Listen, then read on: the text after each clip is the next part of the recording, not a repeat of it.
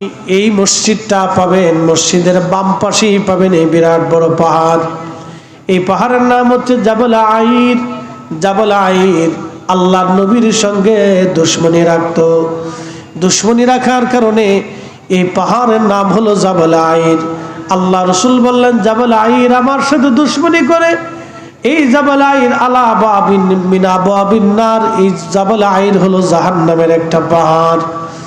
আল্লাহর নবীর সাথে প্রিয় উপস্থিতি আমার, খুব মনোযোগ দিবেন, কথাগুলি ভালো করে শুনবেন।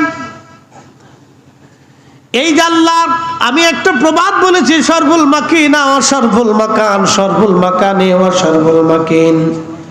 কিছু জায়গার কারণে মানুষের দাম বাড়ে, কিছু মানুষের কারণে জায়গার দাম বাড়ে।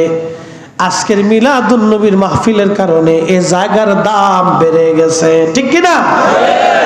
এই জায়গার দাম বেড়ে গেছে, আমাদেরও দাম, কতক্ষণ আমাদেরও দাম, আমাদেরও দাম বেড়ে গেছে। মক্কাতুল মুকাররমা থাকার কারণে মক্কাবাসীর দাম বাড়ছে, মদিনাতে আমার নবী যাওয়ার কারণে মদিনার দাম বাড়ছে। শাহজালাল রহমাতুল্লাহ আলাইহি সিলেটে থাকার কারণে ওনার বারগাহে দরগাহে মাজার শরীফে 750 বছর ধরে কোটি কোটি মুসলমান জিয়ারতে যায়। কি কথা কন না কেন? কোটি কোটি মুসলমান জিয়ারতে যায়। বাংলাদেশে অনেক অর্থনীতিবিদ, রাজনীতি ব্যক্তিত্ব, প্রেসিডেন্ট, প্রধানমন্ত্রী, রাষ্ট্রপতি অনেকেই ছিলেন, কবরে চলে গেছেন। তারও আগে রাজা বাদশারা ছিলেন, তারাও কবরে চলে গেছেন। অনেকে সাম্রাজ্যের অধিকারী ছিলেন, তারাও কবরে চলে গেছেন।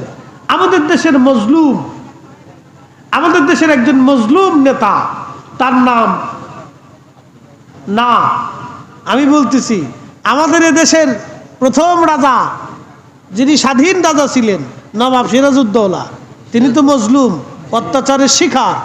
উনি যদি থাকতেন তাহলে বাংলার রূপ এরকম ছিল না, বাংলা আরো সুন্দর ছিল, আরো সুন্দর থাকতো, আমরা আগে থেকেই স্বাধীন থাকতাম।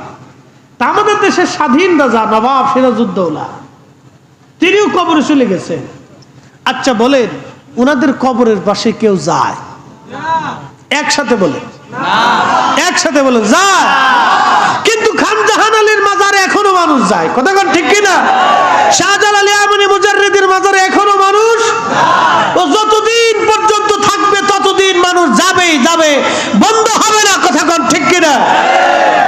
ওনারা মুকুটহীন সম্রাট, সাম্রাজ্যহীন সম্রাট, ওনারা মন্ত্রী পরিষদহীন সম্রাট। আল্লাহ ওনাদেরকে এমন এক সাম্রাজ্য দিয়ে দিছে যে দুনিয়ার মানুষের প্রতি কোটি কোটি কোটি কোটি মানুষের হৃদয়ে ওনাদের প্রতি আল্লাহ মহব্বত সৃষ্টি করে দিছে। প্রিয় ভাইরা আমার, খুবই মনোযোগ দিবেন। শাহজালাল রহমাতুল্লাহ আলাইহি সিলেটে থাকার কারণে সিলেটের দাম বেড়ে গেল। হযরত হুজুর গাউসে পাক মহিউদ্দিন আব্দুল কাদের জিলানী রহমাতুল্লাহ আলাইহি ইরাকের বাগদাদে ঘুমিয়ে থাকার কারণে সেখানকার দাম বেড়ে গেল। কোটি কোটি কোটি কোটি মুসলমান তিনাদের জিয়ারতে এখনো যায়। দেখেন, আল্লাহর ওলি ইন্তেকাল করলেন, কত রাজা মহারাজারা চলে গেছে, কত রাজা গেল, মহারাজা গেল, কত বাদশা চলে গেল, কত জমানা চলে গেল। আজও পর্যন্ত হুজুর গাউসে পাকের মাজার শরীফ কেউ ভাঙ্গে নাই। কি কথা কন না কেন? কত রাজা চলে গেছে, কত সাম্রাজ্য চলে গেল, এমনকি খোদ মুসলমানদের দুশমন মার্কিন প্রশাসন ইরাকে হামলা করে ইরাক দখল করে নিল, তারপরেও তারা কিন্তু হুজুর গাউসে পাক রহমাতুল্লাহ আলাইহির মাজার ভাঙ্গে নাই। তার আগে যারা ছিলেন, প্রেসিডেন্ট সাদ্দাম হোসেন, তিনিও ভাঙ্গেন নাই।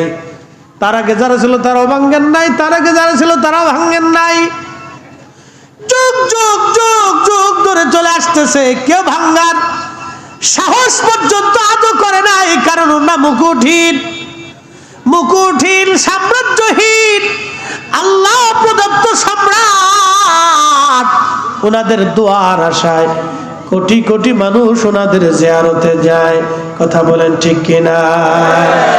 এওলি আল্লাহর বাংলাদেশ, শহীদ গাজীর বাংলাদেশ, রহম করো আল্লাহ, রহম করো আল্লাহ।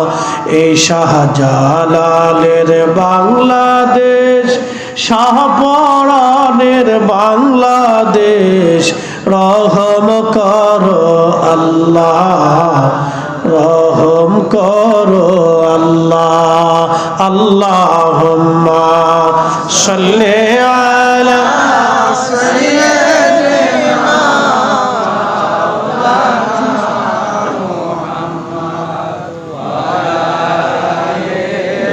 সাইয়্যিদিনা।